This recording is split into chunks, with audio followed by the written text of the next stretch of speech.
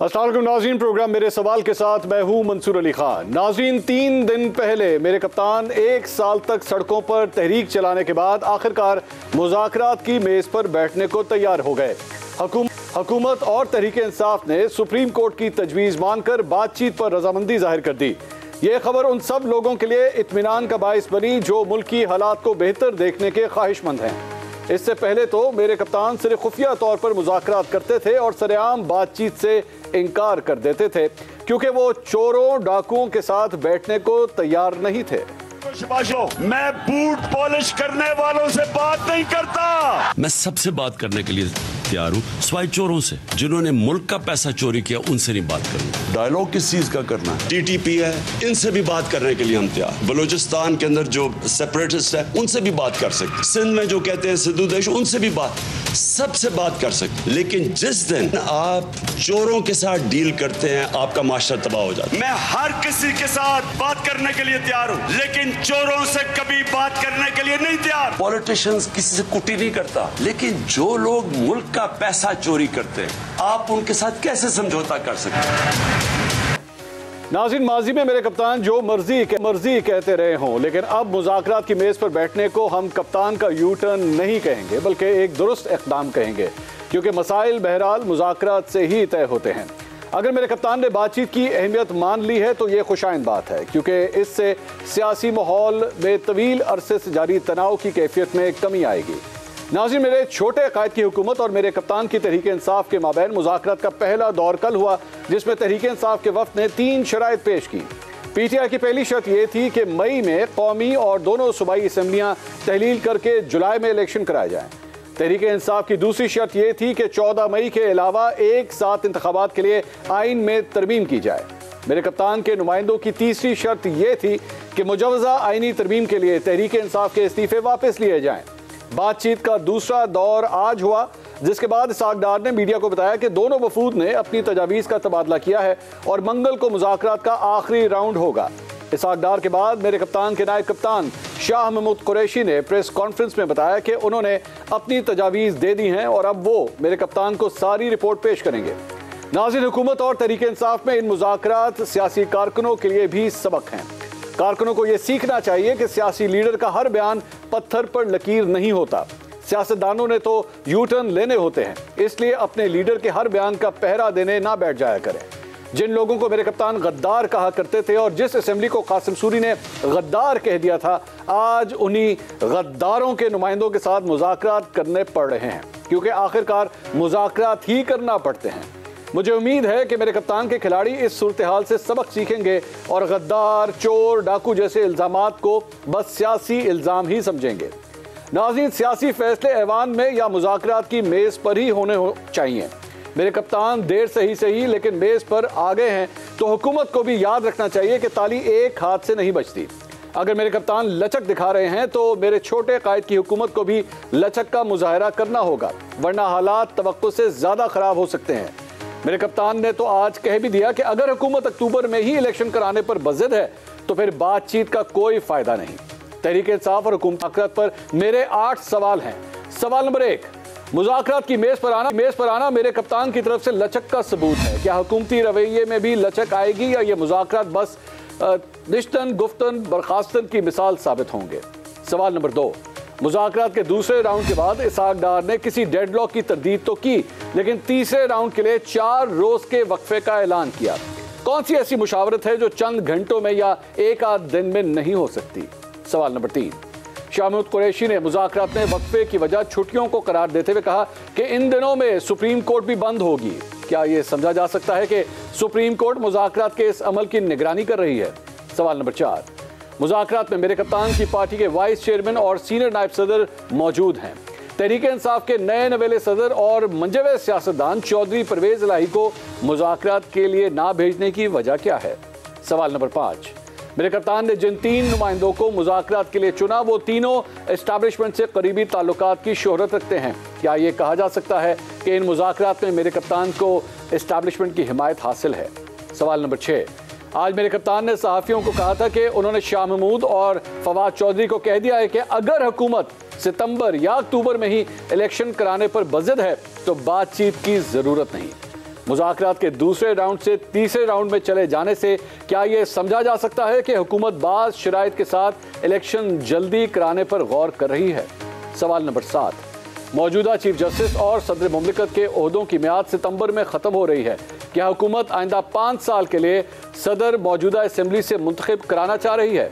सवाल नंबर 8, अगर ये मुज़ाकरात नतीजा खेज साबित नहीं होते तो क्या सुप्रीम कोर्ट वज़ीर आज़म को नाअहल करार दे देगी? इन तमाम सवालों के जवाब ढूंढने की कोशिश करेंगे। मुस्लिम लीग नून के सीनियर रहनुमा और वफाकी वज़ीर दिफा आसिफ साहब इस वक्त टेलीफोन लाइन पर हमारे साथ मौजूद हैं। ख्वाजा साहब, बहुत शुक्रिया, आपने हमें ज्वाइन किया। ख्वाजा साहब, दूसरा राउंड भी अब मुकम्मल हो चुका है, उसके बाद 3 दिन का वक्फा बीच में डाला गया है, लेकिन इमरान खान साहब की जानिब से क्लियर कट ये कह दिया गया है कि जनाब सितंबर अक्टूबर की अगर डेटों की हुकूमत ने बात की तो ये मुज़ाकरात आगे नहीं चल सकते। तो अगर ऐसी सूरत हाल बन चुकी है तो इस हुकूमत की जानिब से क्या कोई लचक मौजूद है? मसूद, मैंने भी सुना है इमरान खान साहब का बयान जो है, तो ये गुनाह बिल लज्जत करने की क्या जरूरत है? फिर जो है कोई जरूरत नहीं है, लेट्स कॉल इट ऑफ। इस तरह पहले मामला चल रहे हैं, चलने दें और देख लेंगे क्या नतीजा निकलता है। मेरा ख्याल है कि मौलाना फजल रहमान का जो स्टैंड था वो करेक्ट था, और अगर हमें कोई डिक्टेशन दे के या कोई की कंडीशंस रख के मुज़ाकरात कर रहे हैं तो फिर मुज़ाकरात कॉल ऑफ करें। ऐसे ही मेरा मतलब है, लोगों को भी झूठी उम्मीदें और दिलासे जो है वो दिला रहे हैं, जबकि कोई और। लेकिन एक मैं आपको बात बताऊं कि ये साथ साथ जो है इंडिकेशन दे रहे हैं कि मिलके जो है वो ऑलरेडी इन्होंने एप्लीकेशंस भी दे दी हैं कि मिलके जो है वो एक सोल्यूशन ढूंढ लें, या आप दोनों असेंबलियां जो है ना वो जो डिसॉल्व की हैं, जो इमरान खान साहब ने एक बेवकूफ़ी की या पागलपन किया या जो भी इस किस्म के वो स्टूपिड किस्म के काज जो है करती रहते हैं, तो वो उसको रिवर्स कर लेते हैं सुप्रीम कोर्ट में जाके। तो उसके बाद आप भी ये जो है फेडरल में और दूसरी उसमें असेंबलियों में चलते रहें, हम भी 2 असेंबलियां जो है ना अपनी को चलाते रहेंगे। नहीं तो ख्वाजा साहब, ये जो आप फरमा रहे हैं कि आप भी मौलाना फजल रहमान की इस बात से मुत्तफिक हैं कि एक्चुअली ये मुज़ाकरात नहीं होने चाहिए थे इमरान खान साहब के साथ, तो फिर आखिर ये प्रोसेस शुरू क्यों किया गया? क्या आपके किसी तहादी की जानिब से ये जोर था? हमारे जो मेजॉरिटी थी वो चाहती थी कि ये प्रोसेस शुरू किया जाए, लेकिन डिसेंटिंग वॉइसेस जो थी वो मौजूद थी, जो हमारी कोलिशन है उसमें मौजूद थी। मैं खुद जो है मुज़ाकरात के हक में नहीं हूँ, और मैंने मीटिंग्स में जो है इसको ऑन रिकॉर्ड जो है अपना ओपिनियन जो है लाया कि ये बिल्कुल मुज़ाकरात करने की कोई जरूरत नहीं है। मेरा यही एक ओपिनियन था कि इन लोगों से ये इतने बददियानत हैं, इनसे मुज़ाकरात करने की कोई जरूरत नहीं है। मुज़ाकरात किए जाते हैं, हमने माजी में भी मुज़ाकरात किए हैं, पिछले 30-35 साल में, उससे पहले भी पाकिस्तान की सियासत में मुज़ाकरात होते रहे हैं, और बाज़ मुज़ाकरात का बड़ा ट्रेजिक एंड निकला, 1977 वाला भी और 1969 वाला भी, कि मुल्क जो है वो नहीं। तो ख्वाजा साहब, आपको जो जिसका आप जिक्र कर रहे हैं माजी का, तो ये डर आपको क्या इस वक्त नहीं है कि अगर वाकई ये मुज़ाकरात भी फेल हो गए तो कहीं ऐसा ही दोबारा इंसिडेंट ना हो जाए? मेरा नहीं ख्याल कि सिचुएशन उस तरह की है। अच्छा, मैं उसकी वजह भी बयान कर देता हूँ। 1969 और 1977 दोनों में इसलिए नहीं मार्शा लगा था कि मुज़ाकरात फेल हुए थे। मंसूर, अगर आप वापस जाएं जरा उसको रिकॉल करें जी। वो जनरल याया की और जनरल जिया की ज़ाती ख्वाहिशात थी, अच्छा, जो उन पे गालिब आ गई, और उन्होंने मुज़ाकरात जो तकरीबन जो है दोनों सूरतों में 1969 में भी और 1977 में भी वो किसी न किसी मंतकी अंजाम तक पहुंच चुके हुए थे। ठीक। तो उन्होंने जाती ख्वाहिश, पाकिस्तान में कभी भी इंस्टीट्यूशनल जो है ख्वाहिश के ऊपर माशरा नहीं लगा। ये अयूब खान ले लें, जनरल जिया ले लें, जनरल मुशर्रफ ले लें, जनरल याया ले लें, इन सब की अपनी जाती ख्वाहिशात थी और उन्होंने अपनी इंस्टीट्यूशन की जो एक डिसिप्लिन्ड इंस्टीट्यूशन है उसको इस्तेमाल किया अपनी जाती ख्वाहिशात। ठीक ठीक ठीक। ये खालिद साहब, ये coming back to the talks, आपकी बातों से और आखिरी जो बयानात आए थे प्राइम मिनिस्टर के वो यही थे कि जनाब हर सूरत ये असेंबली अपनी मियाद पूरी करेगी। अब 2 राउंड्स के बाद अभी भी यही कहा जा सकता है कि हुकूमत अपनी इसी पोजीशन पर कायम है या उसमें लचक दिखाने को तैयार हो गई है? बिल्कुल नहीं, बिल्कुल नहीं, हम उसी पोजीशन पर कायम है।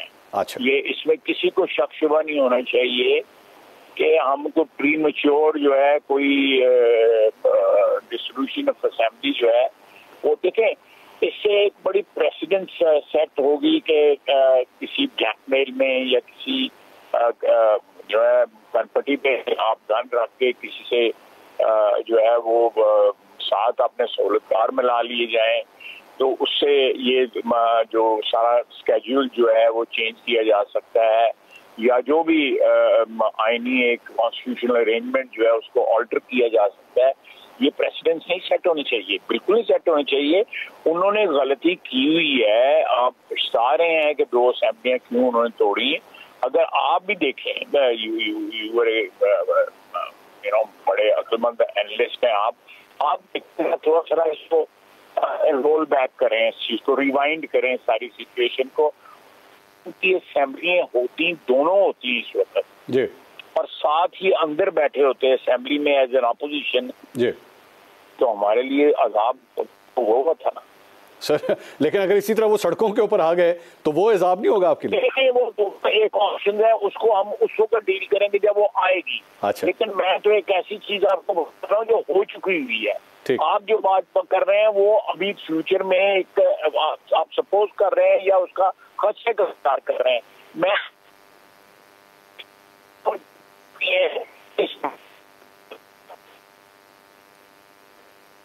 ये ख्वाहिद साहब के सिग्नल्स जो हैं वो थोड़े से लूज हो रहे हैं, हम उनकी आवाज़ नहीं सुनते। ख्वाहिद साहब, आप मुझे सुन सकते हैं?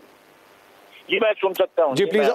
मैं आपकी बात काफी हद तक ख्वाहिद साहब सुन चुका हूँ। सो बेसिकली मैं ये अब कह सकता हूँ और हम ये कह सकते हैं कि मंगल वाले दिन जब आपकी हुकूमती टीम दोबारा तहरीक-ए-इंसाफ के साथ बैठेगी, सितंबर या अक्टूबर की जो डेट्स हैं उससे पीछे हटने को किसी सूरत हुकूमत तैयार नहीं है। नहीं जी, बिल्कुल नहीं। उसकी वजह यह है कि मैंने आपको पहले भी आपकी खिदमत में अर्ज किया है कि ये बड़ी बुरी प्रेसिडेंस होगी कि अगर आज कोई क्राइसिस है तो इन्होंने क्रिएट की हुई है ना, असेंबली डिसॉल्व करके। अच्छा चलें, मैं आपका पॉइंट आ गया। खालिद साहब, अगर मैं इसको एक दूसरे तरीके से लूं तो क्या ये कंडीशन निकाली जा सकती है कि जो इन्होंने इस्तीफे दे दिए हैं वो इस्तीफे वापस लेके, कोई आईनी तरमीम करके वो इस्तीफे वापस लेके इनको असेंबलियों में वापस आने दिया जाए, वो उसके ऊपर बातचीत हो सकती है? नहीं तो देखें, ये अगेन जो है आप उनकी जो है मिस्टेक की वजह से या इमरान खान के गलत फैसलों की वजह से why the constitutional arrangement suffer, constitutional arrangement क्यों सफर करे? उसकी वजह से गलती तो उन्होंने की हुई है।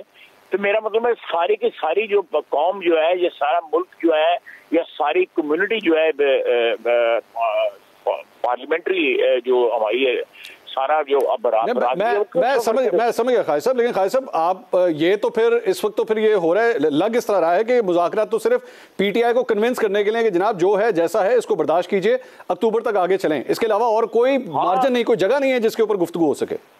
वो लिखा होता है ना बास के नीचे, पास कर नहीं तो बर्दाश्त कर जी। ये वो सिचुएशन है। ये अंदर जो डिस्कशन हो रही है वो इन्हीं बेसिस पे हो रही है। देखिए, अंदर डिस्कशन जो है, बाजू का डिस्कशन है तो कोई ना कोई जो है जमा तफरीक जो है कोई नई सिचुएशन सामने आ जाती है, उसका सामने आ जाता है।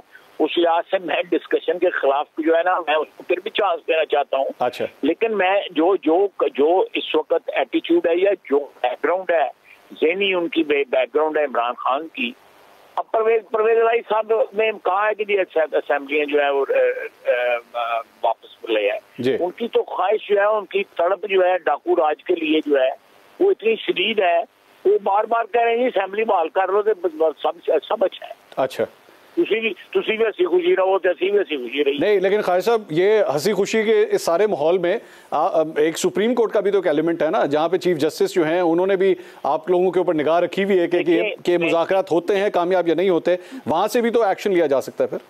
नहीं, मैं जो है ना, ये जो एप्लीकेशन दी गई हैं असेंबली रिस्टोर करने के लिए, आपको पता नहीं एप्लीकेशन जो है फाइल हुई है जी, तो वो इसलिए फाइल हुए हैं कि कोई ना कोई नूरा कुश्ती का जो है वो एलिमेंट मौजूद है।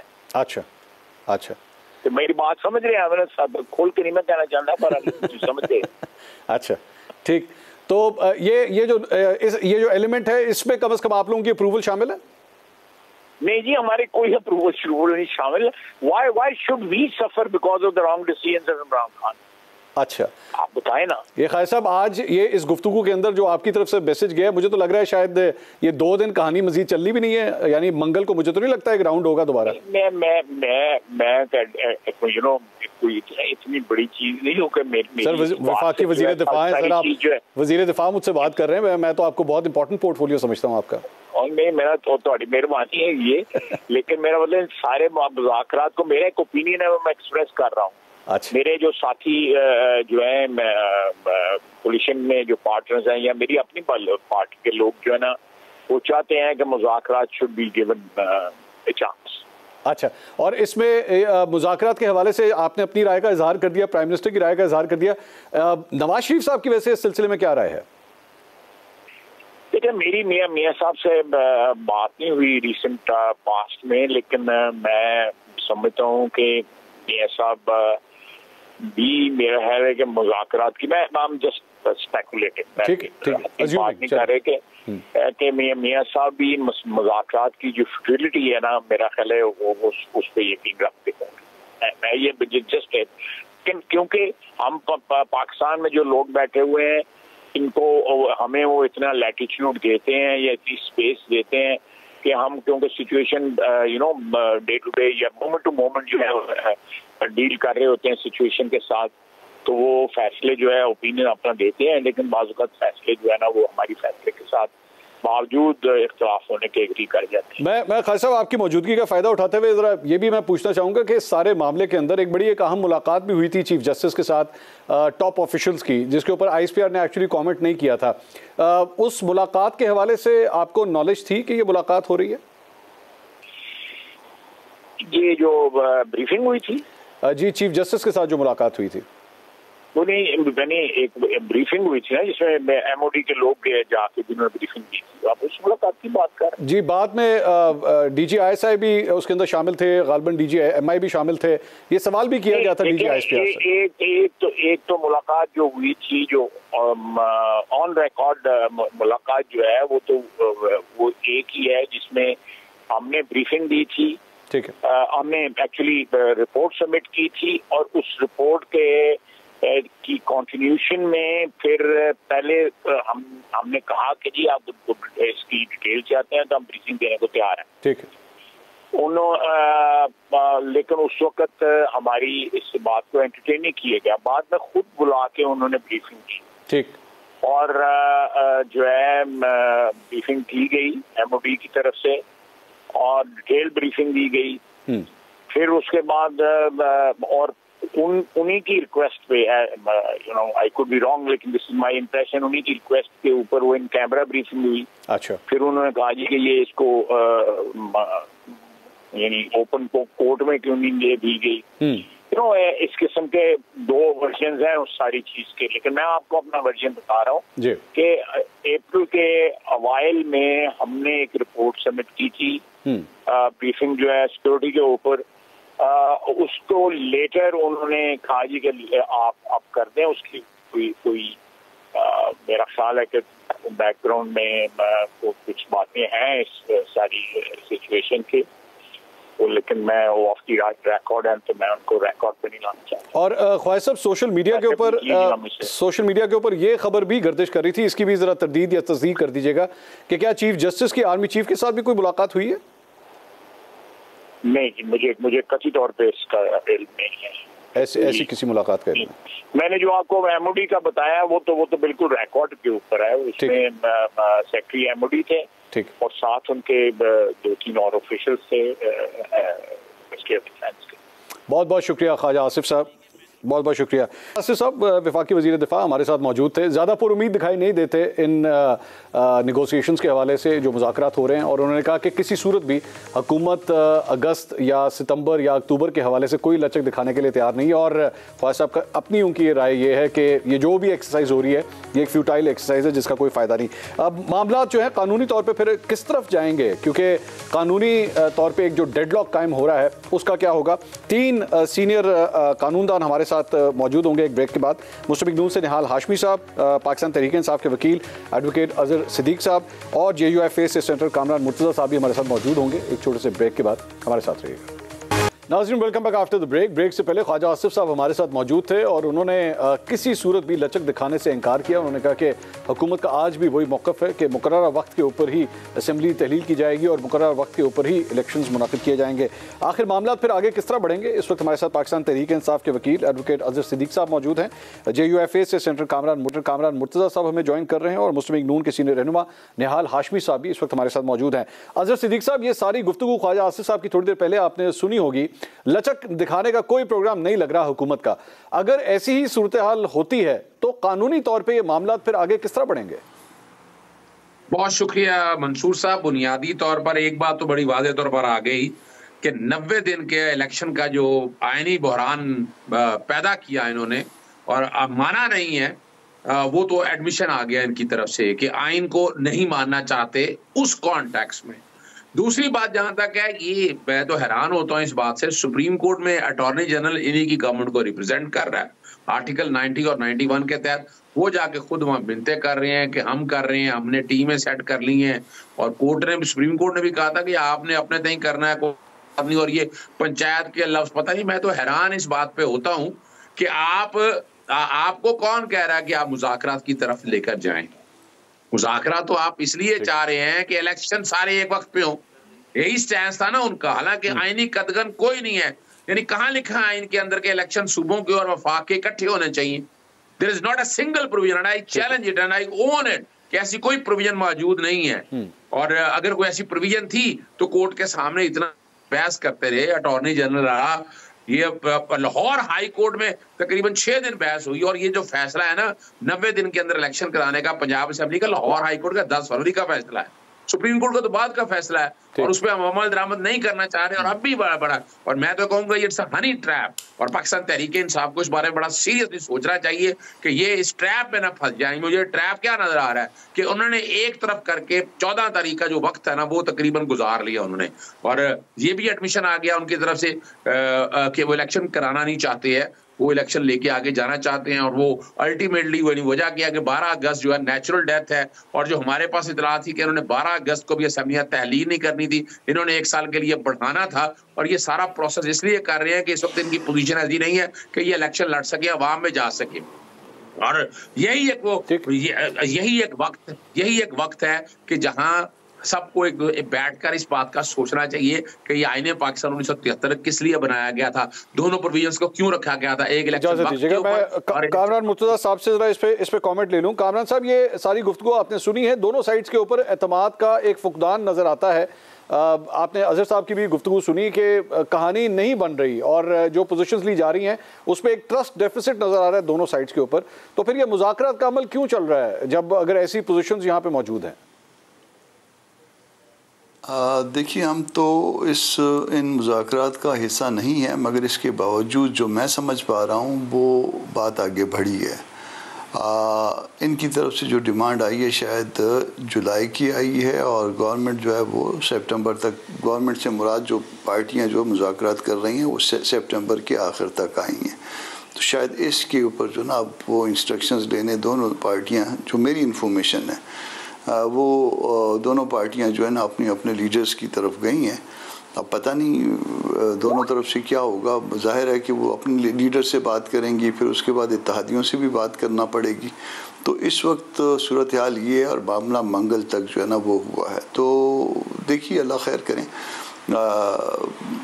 अदरवाइज़ हमारा तो एक प्रिंसिपल स्टैंड है कि जी हम कोई सुप्रीम कोर्ट की डायरेक्शन के नीचे जो है ना किसी मुज़ाकरात करने के लिए तैयार नहीं है। ये एक बात। दूसरी बात ये है कि अगर कोई आपके बारे में जो है ना वो अब्यूजिव लैंग्वेज इस्तेमाल करता है, तो इस बात पे भी जो है ना वो हम उसको पॉलिटिकल ताकत नहीं समझते और हम उस वजह से भी उसके साथ बैठने के लिए तैयार नहीं हैं। मगर ये जो लोग मुज़ाकरात कर रहे हैं उसमें कोई प्रोग्रेस है यकीनन। तो कामरान साहब, लेकिन ये जो अभी थोड़ी देर पहले अजहर साहब ये फरमा रहे थे कि जो 90 दिन का एक टाइम था निगरां हुकूमतों का, वो डेडलाइन भी अब क्रॉस हो चुकी है, तो इसकी अब कॉन्स्टिट्यूशनल वैलिडेशन किस तरह होगी, किस तरह इसको जस्टिफाई किया जाएगा?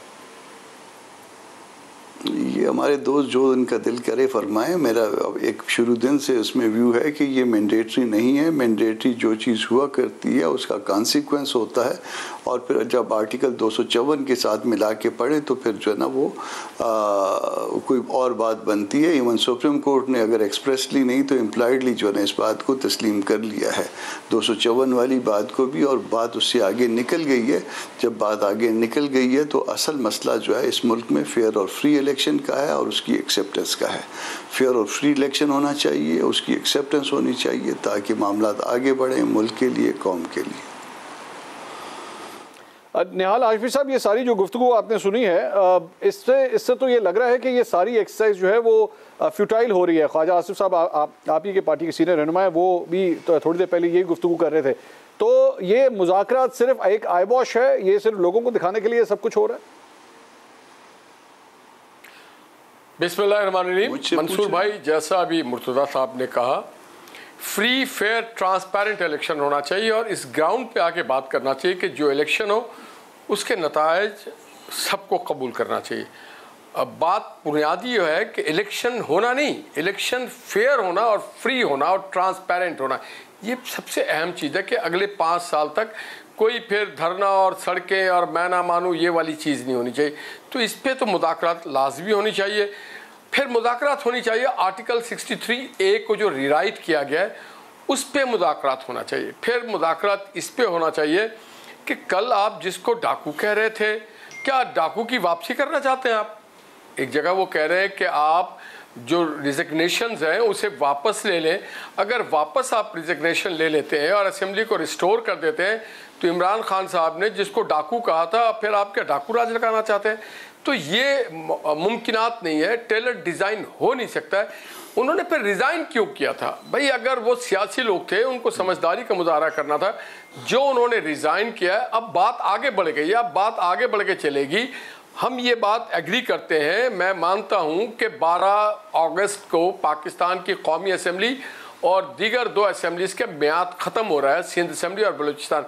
तो फिर उससे आगे नहीं बढ़ना चाहिए। उसके बाद जो 90 दिन है या 60 दिन है उसके अंदर ही ये इलेक्शन हो जाना चाहिए, उससे 1 घंटा भी आगे नहीं बढ़ना चाहिए।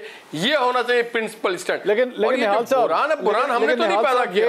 इस ख्वाहिश का इजहार जो असेंबलियां आपके पास हैं उसके हवाले से तो आप कानून को फॉलो करने के लिए तैयार हैं, लेकिन जो असेंबलियां तहलील हो चुकी हैं, आईनी और कानूनी तौर पे तहलील हुई हैं, आपने उस निज़ाम को माना है, आपने उसके बाद केयर टेकर जो चीफ मिनिस्टर्स थे उनके लिए नाम दिए हैं, यानी आपने उस प्रोसेस को एक्सेप्ट किया है, लेकिन उसके बाद जो 90 दिन के अंदर अंदर इलेक्शंस होने चाहिए, आप उस प्रोसेस को मानने के लिए तैयार नहीं है। नहीं, इससे किसने खराब किया? ये जो 90 दिन का बहरान है ये अच्छा खासा लाहौर हाई कोर्ट में था, 100 मोटो ले लिया गया। ये बहरान तो सुप्रीम कोर्ट की तरफ से कायम किया गया। वो जो 4 रुकनी बेंच और 7 रुकनी बेंच और 3 रुकनी बेंच की वजह से ये बहरान क्रिएट हो गया। और मजाज अथॉरिटी जो है वो है सिर्फ इलेक्शन कमीशन, जो कि इलेक्शन की तारीख है। सुप्रीम कोर्ट नहीं, एक मिनट लेट मी फिनिश रोक लेते हैं सर, सुन लीजिए ना सर, मैं डिस्कशन लंबी हो जाएगी, टाइम कम है, रोक लेते हैं। सब समझ लेते हैं कि सुप्रीम कोर्ट ने बीच में दखलंदाजी की नहीं है। अगर लाहौर हाई कोर्ट की बात कर लें, लाहौर हाई कोर्ट के आखिरी अहकामात क्या थे आप लोगों को लेके? देखिए, वो फुल एंड फाइनलिटी पे नहीं था। बात सारी है कि 14 मई का किसने रखा? हमने तो नहीं रखा। 14 मई तो नहीं है 90 दिन के अंदर, 14 मई तो क्रॉस कर जाता 90 दिन। ये तो 12 अप्रैल होना था, 12 अप्रैल को आप क्रॉस कर जाते हैं। अब आप कहते हैं फोर्सिबली एक आदमी बात नहीं करना चाहता, एक बंदा गालियां बकता है हर किसी को, उसके साथ बैठो बात करो, उसकी डिक्टेशन लो। ये सियासी जमात पे देखिए कंडीशनल कभी भी मुज़ाकरात नहीं होते हैं। मुज़ाकरात हमेशा अनकंडीशनल होता है। निहाल साहब गालियां बीच में कहां से आ गई? आप बेसिकली गालियों वाली दलील आपने दी है। इमरान खान साहब मुझे अगर गाली दे दी, आपने अगर गाली दे दी तो मैं इलेक्शन नहीं करवाऊंगा। करप्ट कह रहे इमरान खान साहब सबको चोर डाकू और करप्ट कर रहे हैं और फिर आके उनसे बात कर रहे हैं, जबकि उनके पास एविडेंस नहीं है।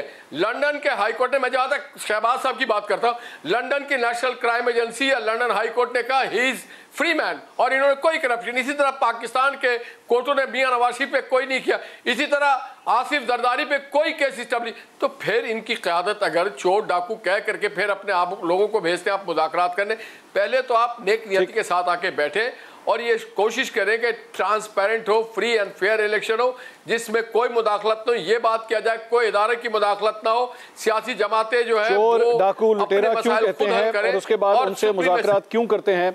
मुस्लिम लीग नून का एक अहम पॉइंट ये है, अजहर सिद्दीक साहब के साथ रखेंगे कि क्या इमरान खान साहब ने वाकई सियासी तौर पे बहुत बड़ी गलती की कि जिन लोगों को गद्दार कहा, चोर कहा, डाकू कहा और कहा कि मैं किसी सूरत इनके साथ बैठ नहीं सकता, आज उन्हीं के साथ बैठ के ये सारे मुज़ाकरात हो रहे हैं। मजीद बात करते हैं ब्रेक के बाद, हमारे साथ रहिए। Welcome back after the break. Break से पहले निहाल हाशमी साहब ने तहरीक इंसाफ के लिए एक सवाल रखा कि आखिर अपनी ज़बान के ऊपर अगर ध्यान दिया जाए और इस किस्म के अलक़ाबात ना दिए जाएँ चोर डाकू लुटेरा गद्दार, आखिर फिर इसके बाद आपको जब मुज़ाकरात करने पड़े तो आपकी मॉरल स्टैंडिंग जो है वो क्या रह जाती है। अजहर साहब, इस सिलसिले में आप कमेंट करना चाहेंगे, क्या आपके ख्याल में इमरान खान साहब से सियासी तौर पर ये गलती हुई है इस किस्म के अल्फाज इस्तेमाल करके? अच्छा, हमारी मेमोरी बड़ी शॉर्ट है। पेड़ फाड़ के पैसे निकालने के मोदी का जो यार है वो गद्दार है। फिर आपको ट्रैक्टर ट्राली पता नहीं क्या क्या लफ्ज और जो मौलाना फजलुर रहमान के बारे में अल्फाज इस्तेमाल करते हैं वो इमरान खान साहब के नहीं है, वो ख्वाजा आसिफ साहब ने ये अलकाबात उनको नवाजे थे। तो ये तो ये जो आप समझिएगा, यानी ये जो बैठ के आप अंदाजा लगाएं, सीरियसनेस देखें आप। यानी ये नहीं चाहते कि आइन पे या कानून पे अमल नहीं करना, हम अलकाबात पे जाएंगे, हम अल्फाजात पे जाएंगे। ये सीरियसनेस है इस मुल्क के सियासतदानों की। यानी ये लम्हा फिक्रिया है कि हमें आइन और कानून की कोई परवाह नहीं है। और बात बड़ी सिंपल सी है, आगे चलती है बातों को लेकर। यानी एक बात तो बड़ी वाज़ेह होगी कि आइन नहीं मानना।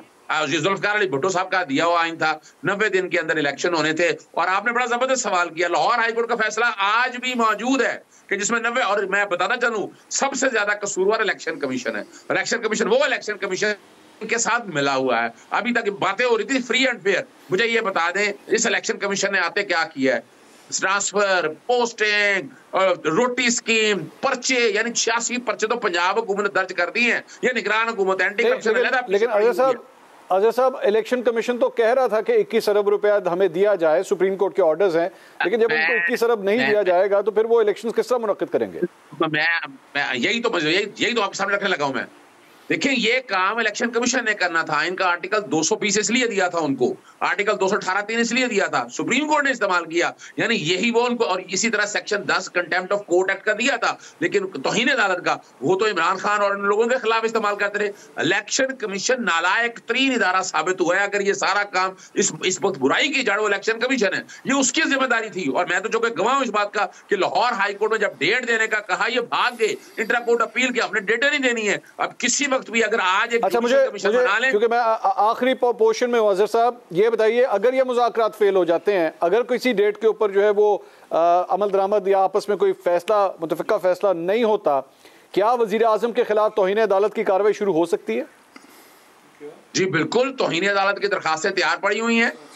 ये सिर्फ वजीर आज़म काबीना के अलावा नहीं, secretary finance, secretary defence, election commission of Pakistan और खासतौर पर ये मैं जाती हैसियत में बात कर रहा हूँ इलेक्शन कमीशन के खिलाफ भी। और अगला जो लाया अमल है, आज सुप्रीम कोर्ट ने पॉइंट आ गया। कामरान मुर्तज़ा साहब, ये जो पिटिशंस तैयार की गई हैं वकला की जानिब से, क्या इसका प्रेशर मुज़ाकराती टीम के ऊपर होगा कि प्राइम मिनिस्टर को हमने बचाना है और उनके खिलाफ कोई तौहीन अदालत की कार्रवाई नहीं शुरू होनी चाहिए? नहीं, वकला को तो मतलब कोई ऐसी दरख्वास्त देने की ज़रूरत नहीं है मेरा ख्याल में। मुझे नहीं पता कि किन वकला ने जो ना वो ऐसी कोई पटिशन तैयार की है कि वज़ीर आज़म साहब को तौहीन अदालत से बचाना है। तौहीन अदालत वाला मामला तो उसके बाद ख़ुद निकल गया। अगर फ़र्ज़ कर लीजिए कि 90 डेज़ की बात है, कोर्ट की आर्डर की बात है, तो कोर्ट तो ख़ुद उससे आगे निकल आई है ना। अब तो 90 डेज़ से बात ख़त्म हो गई है। अब तो फिर जो है ना वो आधा मुल्क और बहुत कुछ जो है ना वो इवन मैं नहीं कहना चाहता, मतलब उसमें उस आर्डर को वायलेट करने में बहुत लोग, फिर अगर आर्डर की बात है तो उसकी वायलेशन जो है फिर तो उसमें बहुत लोग शरीक हो गए हैं। मैं अदब से कहता हूँ इवन आर्डर पास करने वाले भी उसमें शरीक हो गए हैं। तो फिर ना करिए ऐसे। मामला आगे बढ़ रहे हैं, अगर अच्छी तरह से बढ़ रहे हैं, अगर कोई अच्छा नतीजा निकलता है तो ठीक है, अगर नहीं निकलता तो फिर जो है ना फिर आगे देखी जाएगी फिर क्या होता है। मगर ये किसी को डराना कि जी तौहीन अदालत में सज़ा हो जाएगी, ये होगा वो हो जाएगा। भुट्टो साहब शहीद कर दिया गया, गलत मुकदमे में किया गया, आपके सामने है। फिर उसके बाद दो वज़ीर-ए-आज़म को गलत साहब आपका, अज़हर सिन्हाल हाशमी साहब। नाज़रीन, गुफ्तगू आपने सुनी, दोनों साइड्स अपनी अपनी पोजीशन लेके वैसे ही खड़ी हुई हैं। बहरहाल उम्मीद रखनी चाहिए, 3 दिन का अभी टाइम है, उसके बाद अल्लाह करे कि ये जो डेडलॉक है ये किसी तरह टूट जाए और पाकिस्तान के लिए एक खुशखबरी सामने आए। कल आपसे दोबारा मुलाकात होगी। अल्लाह हाफ़िज़।